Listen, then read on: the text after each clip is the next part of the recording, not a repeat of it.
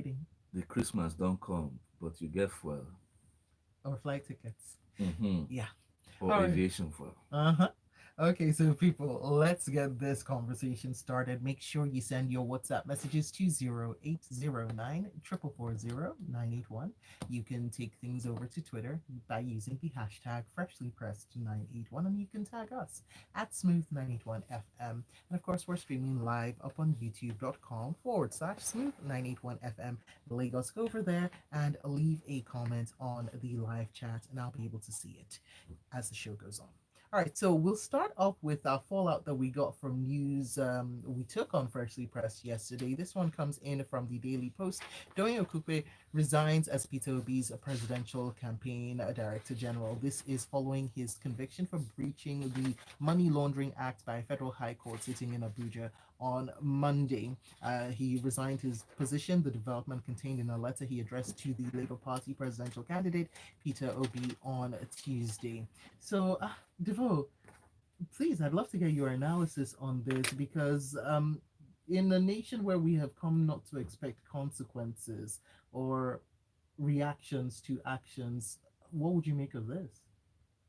Well, the the am I on? Okay, good. Yes, you are. Go ahead. It's quite an interesting story because of how we play politics in this country, and as you know, in this political season, which we call the silly season, where almost anything and everything happens, it's rare for you to see um, what I call it due diligence and right process take place. And this is one example of that. And that's why I'm almost really proud of this story. In this instance, it's affecting the Labour Party and their DG, that's Donyo Kukwe, who prior to this time had faced a court charge. Now, remember, like every other party, I mean, we can be called from the APC to the PDP to the MPP. Many of their candidates, as well as their officials, have court cases hanging over their heads. Okay? And usually, the ethical path is that if you have a court case hanging over your head, you should not be pushing for morals or people to come into your favor. And that's why, and to a large extent in this country, most times people shove aside what should be and just say let's not let that bother. Let's Mm, continue going forward, and that has bred this atmosphere of injustice, illegality, impunity among not just the political class but also citizens as a whole. But in this instance, the court case actually was um, finalized, and Daniel was convicted for money laundering. Now, the explanation of this is simply it's not as if he stole money or there was some form of corruption within the PDP government, which he was a part of in the last administration. He collected about, I think that was about 250 million naira in cash, even though there were claims that, oh, the president approved it, it was above board.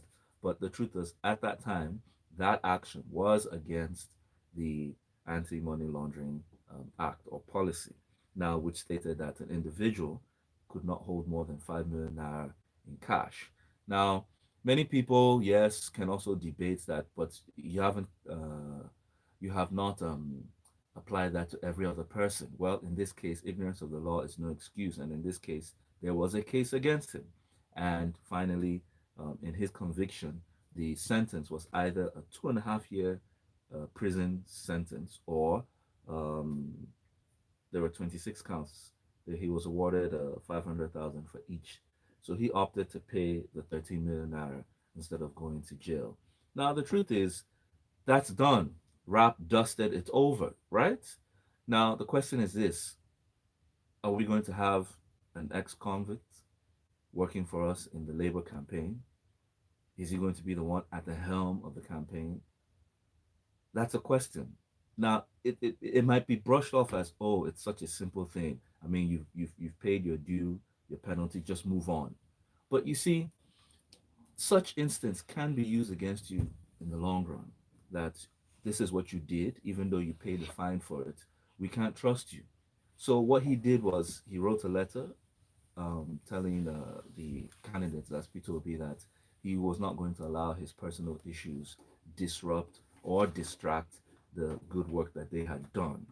Now, I'm greatly pleased because there's so many lessons here. One, nobody's indispensable. We've played this game in our politics that, oh, if it's not this person, the whole world is not going to settle again. And in this instance, he has to step aside. Stepping aside does not mean he has to leave the party. Of course, he can still be of tremendous support, leadership, guidance, advisory, etc. But at Or least, perhaps a not so prominent role. well, let me not even say prominent role. Legally, he's not going to be at the helms of the activity. Mm.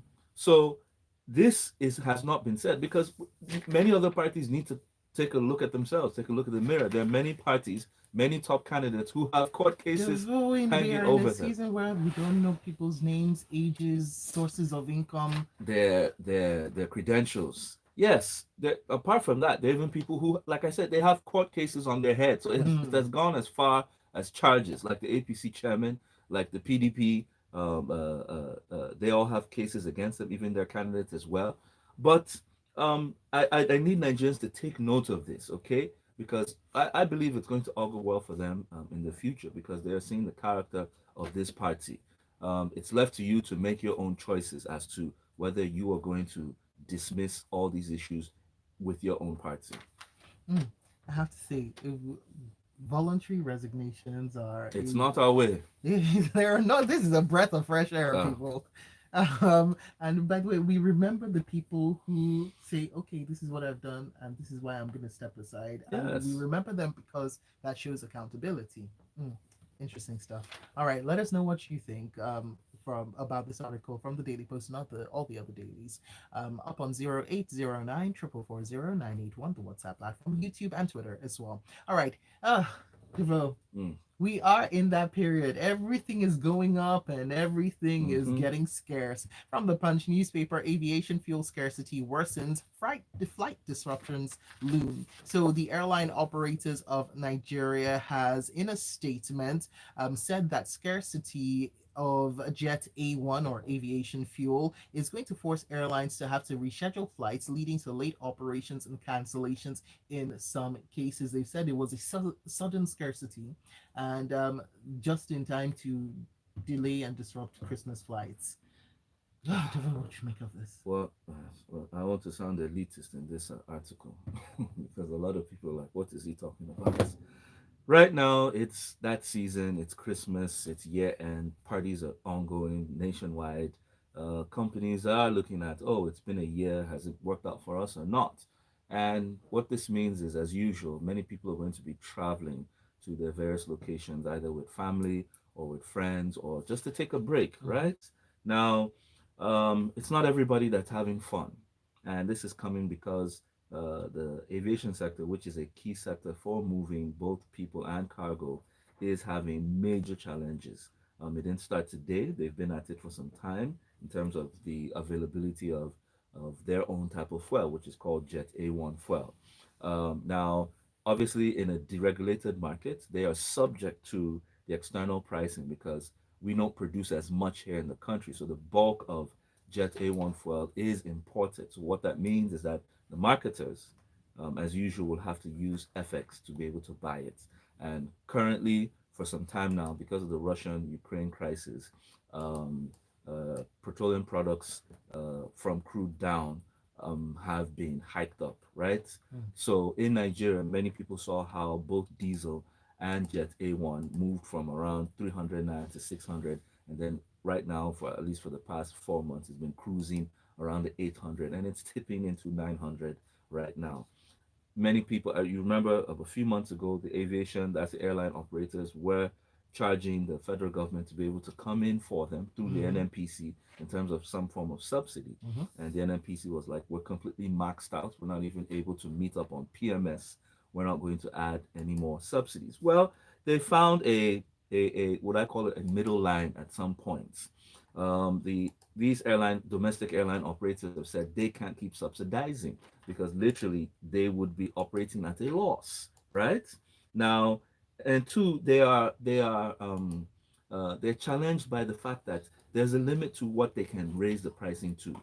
They can't just completely say, oh, because it's gone to 900, so from here to Abuja, 1 hour flight, or from here to Port Harcourt, or from Kano to Lagos now becomes 150,000. Who's going to pay that for an economy ticket, Mm. right? So right now they've started sending out signals that flyers, passengers should give them some level of patience that this is actually going to cause. And I like this fact because at least you know what is going to happen. It's going to cause disruptions, it's going to cause delays. And they've said that even suspending flights is not off the table. So here we are at that point where you start hearing, oh, this airline has had to shut down because when they've taken a look at all the chips on the table, they don't have enough fuel, and the fuel that they have is running at an all-time cost, and they can't change the ticket price. That it's better not to fly because if you shift the ticketing, because I'm sure most people who want to fly usually during the December period usually book ahead of time. And if you're being told that, look, that's not going to happen, it's better they shut down. So we wait to hear the position of the Ministry of Aviation of this to the NMPC. Let's hear their view on it because when they give these warnings, they mean it. And for the lack of a better encouragement, well, if you can't fly, maybe you might want to encourage bus services during the season and book a bus with your family. You know, what do you call it? Maybe employ one or two escorts in a pickup with you and have a look at Nigeria.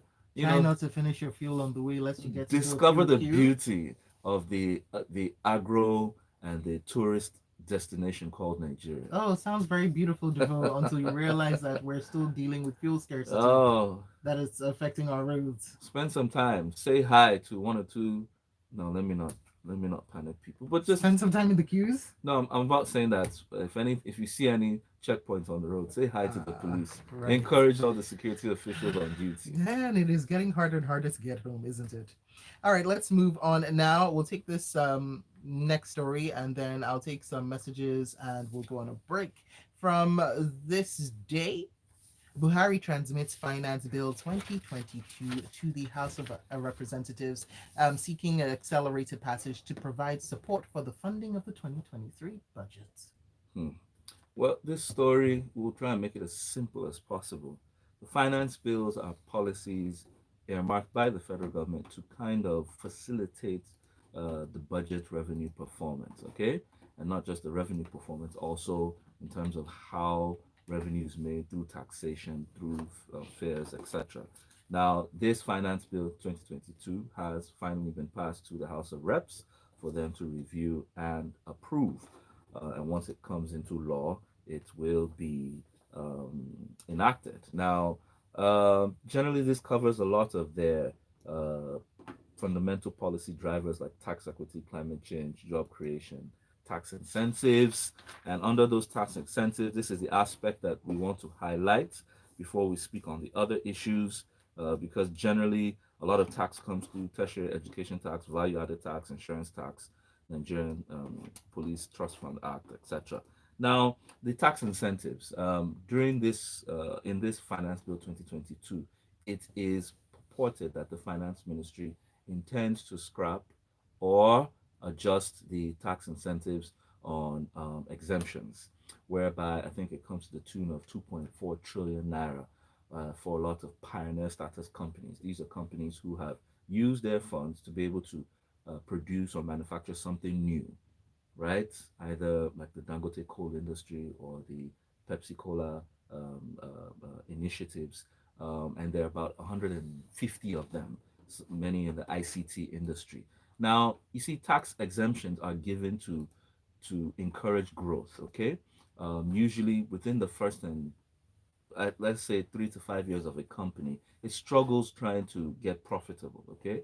And what the government does is it exempts them from paying company income tax either fully or partially to enable them grow because they need to repatriate their funds until they are more stable. Mhm. And the fear is that if the government, in a bid to raise its revenue, scraps these tax exemptions, it will send the wrong signal not only to those companies who might be choked and eventually die, but it might send the wrong signal to foreign direct investors or foreign portfolio investors who have been planning, oh, let's go to Nigeria and make some things happen.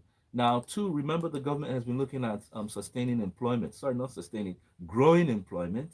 How do you grow that when the companies who are to employ are being choked? So government needs to be careful. And the truth is this: why the government is hard pressed is simply because two major cancers or viruses are eating away our revenue. One, crude And oil. we're back at it. Yes, crude oil theft. We can't go away from it because if Mm-hmm. we don't deal with the elephant in the room, with the fat elephant in the room, we're not going to get well. Two, the subsidy, major subsidy that literally erodes, eats up, gobbles the operating expenditure of government. These two twin monsters need to be addressed squarely because trying to pull feathers from a chicken that's already skinny is not helping the matter. And I would encourage government not to do that because it's the wrong direction. It's not a wise move to make.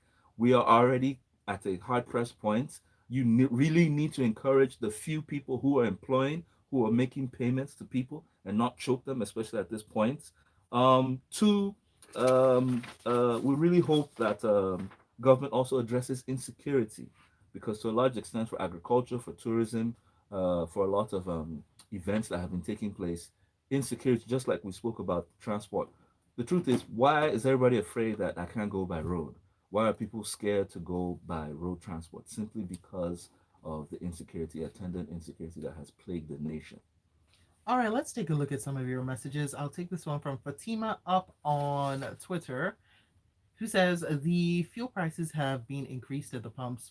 I saw prices at 170 and 190, even bought at 230 from a fuel station. Shorter queues, but just deregulate so that we can stop spending hours in queues. Mm. Wouldn't that be great? From Ned up on WhatsApp. Let's compare Doyne's resignation with the other party, where one man has refused to resign and five key governors are causing infighting because of this. Are you talking about IU? These are clear signs of things to come. Nigerians, the ball is in your court. This one in from Jim says Peter Obi and his team keep getting the opportunity to set the pace for a new Nigeria. And he says that the laugh is on us if we don't take certain actions. Shegun says, good on Okupe to resign after being convicted. Like most politicians, however, he didn't step down while his case was in court. And Emeka from Amu says, with the probable flight disruption, there will be increased demand on the road transports that is already experiencing skyrocketing prices. Lagos to Asaba by road yesterday was 28,500 naira. Oh my goodness. Wow. It was up. It was just recently, Asaba 13,000. So that's a real hike. And will likely further worsen as Christmas approaches. Not can remain be that. And B. Adeboye says Okupe knew the criminal case was hanging on his head before taking up the DG role. It would have been better had he declined the offer ab initio. His resignation after the conviction was just a face-saving tactic, in my opinion, says B. And he goes on to say, in any case, he would have been axed by his principal. All right. And we'll take a quick break now, and then we'll be back for more of your messages on WhatsApp, on Twitter, on YouTube as well, and more of these stories right here on Freshly Pressed. Smooth 98.1.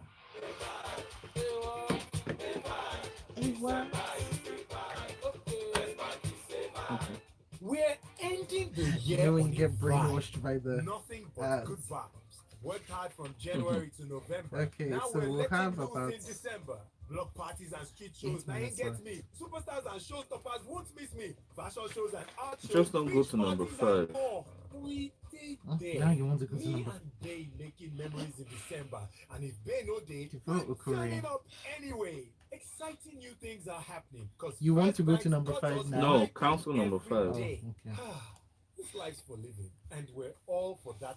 All right, we're just going to go as is. It's going to be an No, you, I've gotten out of number 5, but we're going to go as you had This said. December. yes, We're at number 4, 7. 8, 7, yes. Follow us on social media for details, invites, and vibes on Oh, vibes. my head. You first back.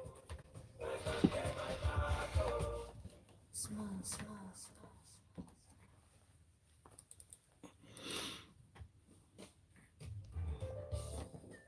All right, here we are back with more. Let's get into these stories. The next one comes in from the Daily Post.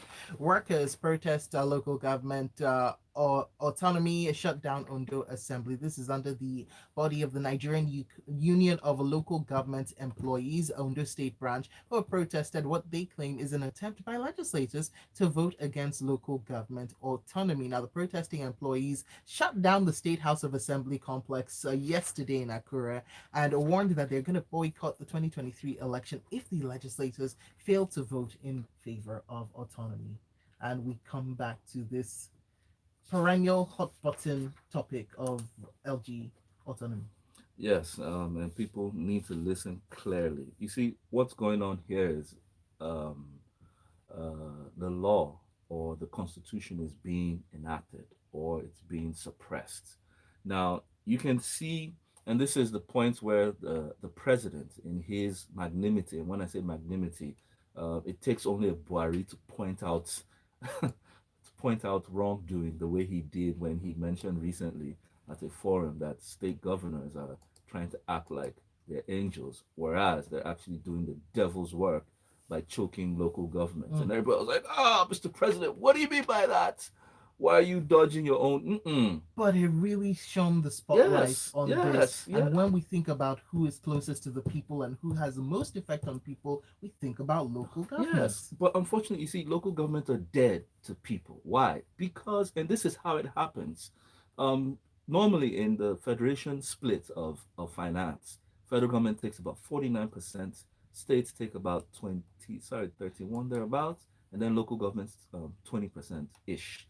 Now, what happens is that, as Buhari mentioned, the state governors manipulate the money back into their hands because in most cases they've already manipulated who gets elected as local government chairman. So they literally work at their behest or at their bidding. So at the end of the day, the local governments politically do not get in full what they are entitled to be able to run their levels of government. Now, unless you if you're old enough, and this is where the problem lies, if you're not old enough, you will not know that local governments actually function back in the day. I mean, this was like, let's take it back to like those who are above 30, they were young by then. If you're above 30, you would know that local governments once functioned in this country. They actually did their work in terms of municipality, cleaning of drainages, making sure that signboards were on point, removing dead bodies, excreta, ensuring that it was clean, etc. So I had a Water provision. one Lagos talks. We talked about Mm. we discussed local governments and local governments autonomy, and there was this same thing where Mm. people called in and said, I remember back in the day Yeah, they when worked. the local They government were chairman real. was on site Of doing the course. job, overseeing You knew his things. name. He was your neighbor. It's Mm. someone you could walk up to. You literally, but now they have been diminished. It just seems as if they have a lot of they have no relevance.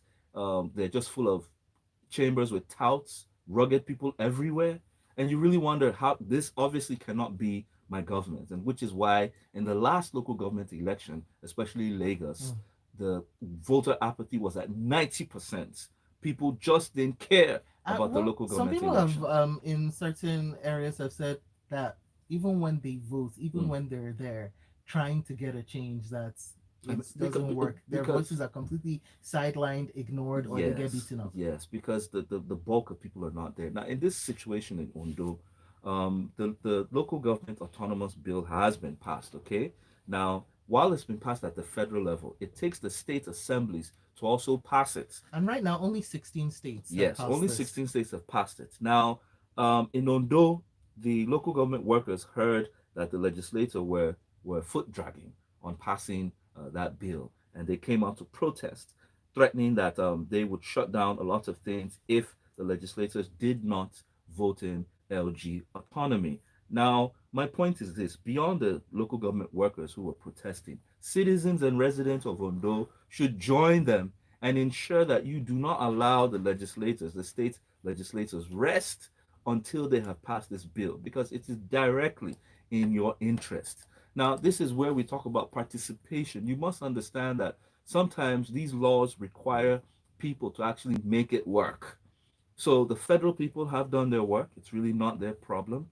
It's at the state level. States assemblies must pass it to ensure or to prevent the executive from having that manipulative hand that they've had. Buhari has also helped in exposing them so that you know that it's not something that they can come and act like angels in front of you and all claim that, oh no, we don't touch their funds. We allow them to use it. Lies, lies, all lies. So this is your opportunity. Find out. We commend the local government workers in Ondo State, and we ask all citizens and residents around them to support them in this fight until that bill is passed.